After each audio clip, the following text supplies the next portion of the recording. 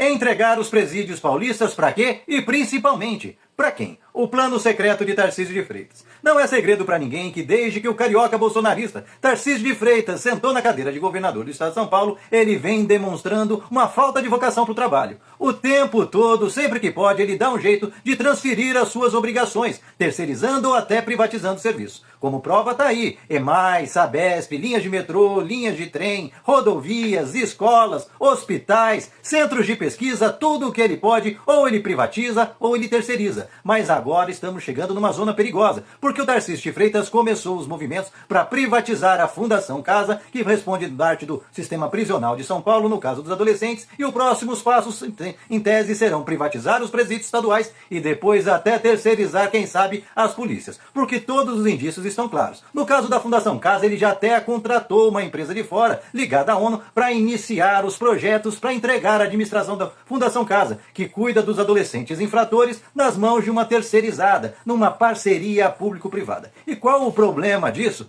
Todos, porque nós não estamos no filme do Robocop, de ficção científica, que até lá isso deu tudo errado. Porque privatizar um serviço tão essencial quanto o serviço prisional pode dar um problema danado. Até porque a gente tem que lembrar que nós estamos no estado de São Paulo, onde a principal organização criminosa do país, que a turma do Tarcísio está até comemorando porque o Trump está querendo transformar em organização terrorista, para invadir o estado de São Paulo, jogar bomba na cabeça dos paulistas.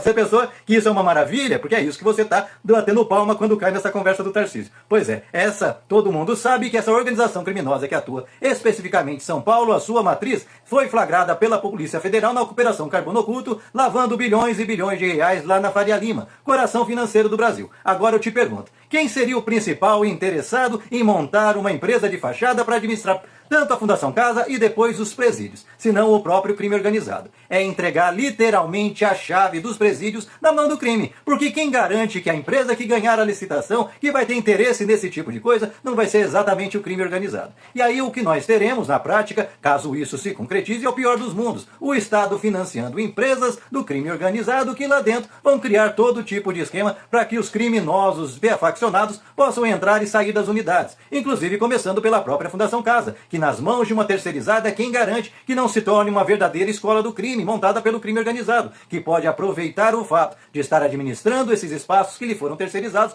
para, em vez de ressocializar esses jovens, simplesmente cooptarem para o crime organizado, treinarem eles para que, saindo de lá, ao fim de suas penas, possam atuar como soldados do crime organizado em todo o estado de São Paulo. É um absurdo, é um perigo, e os paulistas precisam abrir os olhos, até porque toda a terceirização e privatização do Tarcísio só serviu para piorar tudo. E detalhe, a gente enxerga os indícios de que isso está acontecendo quando você vê que o governo de estado tudo faz para sucatear os serviços públicos, até para justificar para o cidadão que tem que privatizar mesmo, que o privado é melhor. Lógico que o paulista, que tem um mínimo de juízo, que tem 2 neurônios funcionando, já se tocou que as privatizações do Tarcísio só pioram a vida do povo. Daí essa Sabesp, falta água toda hora, água suja e contaminada na torneira, é esgoto jogado em rios, córregos a céu aberto, e agora até desastre, com o reservatório explodindo, arrastando casa, arrastando pessoas. E aí a gente vai arriscar de entregar os presídios, Fundação Casa e talvez até a polícia na mão de supostas entidades, empresas privadas laranjas que podem estar atreladas ao crime organizado em São Paulo? Haja visto todo o esquema que foi desvendado, nada mais, nada menos que na Faria Lima, onde o próprio governador bate mais cartão que no Palácio dos Bandeirantes. Quando ele não está lá na Faria Lima dando suas palestrinhas para bancar o Javier Milei paulista, ele está visitando o seu Jair Bolsonaro na cadeia em Brasília. Portanto, é bom o paulista ficar ligado, porque a gente pode entregar as chaves dos nossos presídios